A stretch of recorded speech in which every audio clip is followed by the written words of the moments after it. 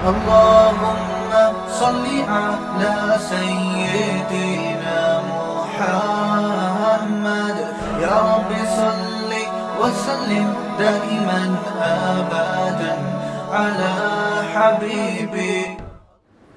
عورت کا مردوں کو ویڈیو میں دیکھنا کیسا ہے؟ عورت کا مردوں کو ویڈیو میں اردو میں بھی لکھا ہے، انگلش میں بھی لکھا ہوا ہے. واڑے واہ. مردوں کو ویڈیو میں دیکھنا کیسا ہے؟ عورت کے لیے مرد کو دیکھنا جائز ہے بشرطے کہ ضرورت ہو اور فتنے کا اندیشہ نہ ہو. یہ دو شرطوں کے ساتھ، سمجھ رہے ہیں؟ اس پر بعض علماء حدیث سناتے ہیں کہ عبداللہ ابن ام مکتوم نابینا صحابی بیٹھے ہوئے تھے، وہ آئے تو آپ صلی اللہ علیہ وسلم نے اپنی ازواج کو اٹھنے کا حکم دیا. انہوں نے عرض کیا آپ کی ازواج نے کہ یا رسول اللہ وہ تو نابینا ہیں. تو آپ نے فرمایا افعمیاوانی انتما، تم تو نابینا نہیں ہو. کیا مطلب؟ تمہاری نظر تو ان پہ پڑ رہی ہے.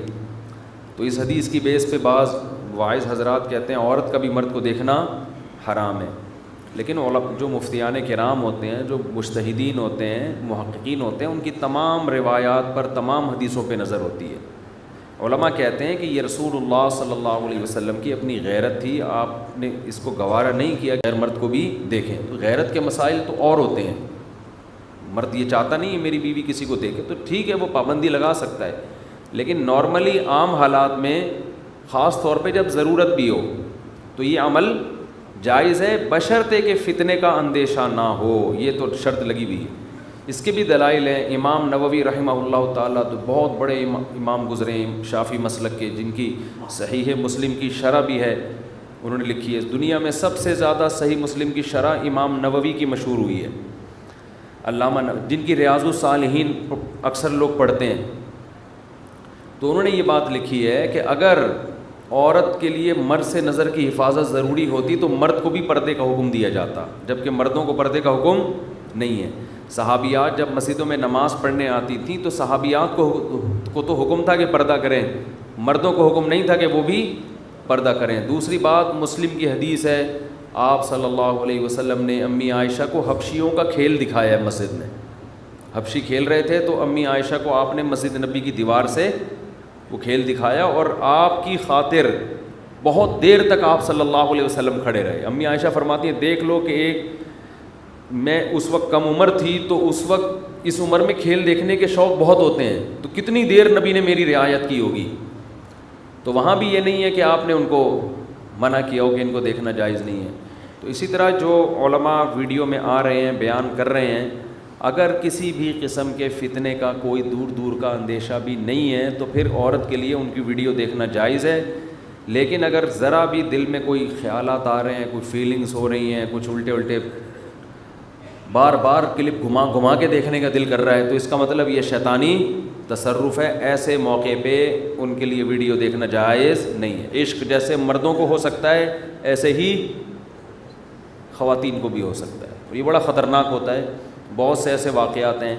ہمارے حضرت کے دور میں ایک خاتون، اس وقت تو آڈیو بیانات آتے تھے، ویڈیو آتے بھی نہیں تھے.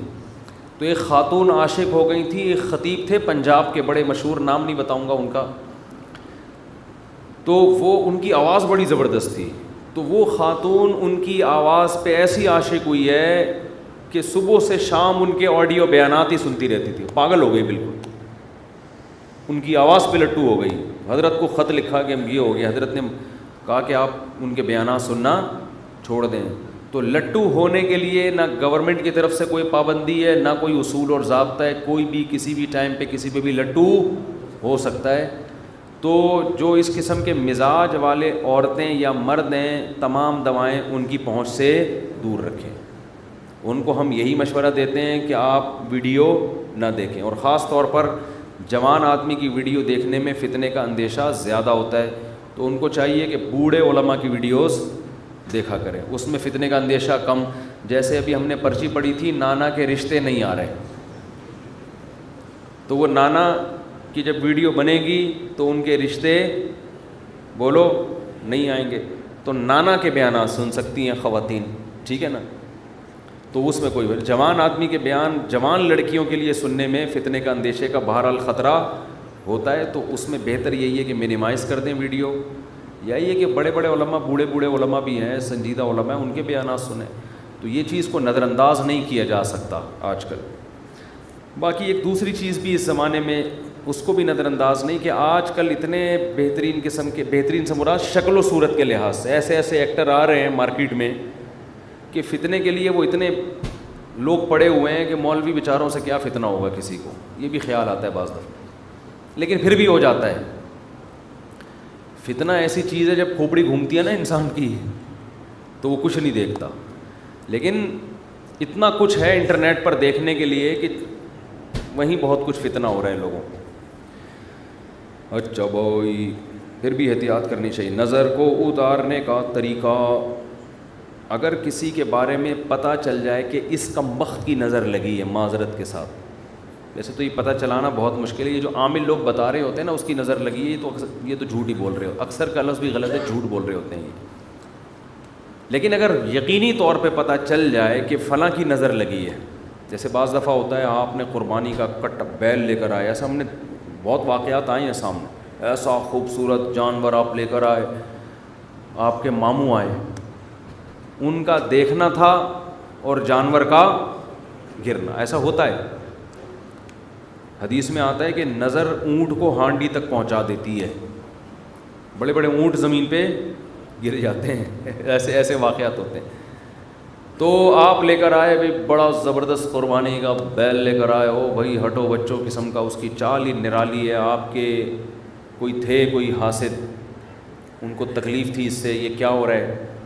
وہ آئے اور اس سے نظر کھا گئی اس کی اور اچانک گر گیا. ایسے ہوتے ہیں. ایک صحابی نے دیکھا کسی کو غسل کرتے ہوئے، وہ اتنے خوبصورت تھے ان کی جسم کہ جیسے ہی انہوں نے دیکھا ہے انہوں نے کہا کیا خوبصورت جسم ہے، اور وہیں وہ بیچارے زمین پر گرے ہیں نیچے. تو اس طرح بعض دفعہ، ہمیشہ نہیں ہوتا، بعض دفعہ ہو جاتا ہے. اس لیے علماء کہتے ہیں اپنی چیزوں کو زیادہ سب کے سامنے ایکسپوز نہیں کرنا چاہیے. شو بازیاں ویسے بھی اللہ کو پسند نہیں ہیں، اور شو بازیوں میں نظر بد کا بھی اندیشہ ہوتا ہے. سمجھتے ہو کہ نہیں سمجھتے؟ ہاں آہستہ آہستہ. یہ جو میری گاڑیوں کی ویڈیوز آ رہی ہیں نا، اس میں میں نے کلپ ریکارڈ کروایا ہے ابھی. وہ کدھر ہے یار؟ ابھی تک انہوں نے ڈالا کیوں نہیں وہ کلپ؟ میری بھی ویڈیوز آ رہی ہیں، جا رہی ہوں، اگر گاڑی میں بیٹھ رہے ہیں یوں چلتے ہوئے جا رہے ہیں. وہ میں نہیں بناتا، لوگ خود بنا کے ڈال دیتے ہیں.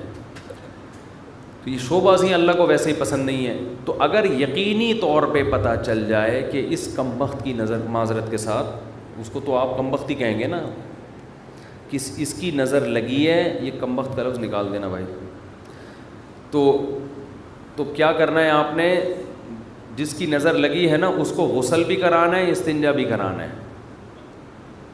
استنجا کا مطلب یہ نہیں کہ وہ یعنی کوئی گندگی نہ لگی ہوئی ہے اس میں. آپ نے غسل کرا کے یا وضو کرا کے استنجا کرا کے وہ پانی جمع کیا اور جس کی پہ نظر لگی ہے اس کے اوپر ڈال دیا، تو انشاءاللہ وہ پنجابی میں کہتے ہیں چنگا بھلا ہو جائے گا. کیا ہو جائے گا؟ چنگا بھلا ہو جائے گا. پتہ نہیں بھلا چنگا کہتے ہیں، یہ چنگا بھلا کہتے ہیں. چنگا بھلا ہو جائے گا. مفتی طارق مسعود صاحب کے بیانات سننے کے لیے youtube.com/مفتی طارق مسعود کو سبسکرائب کریں، اور اگر آپ لائیو ویڈیو کو کبھی بھی مس نہیں کرنا چاہتے ہیں تو سبسکرائب کرنے کے بعد بیل آئیکن پہ کلک کرنا مت بھولیں. جزاک اللہ.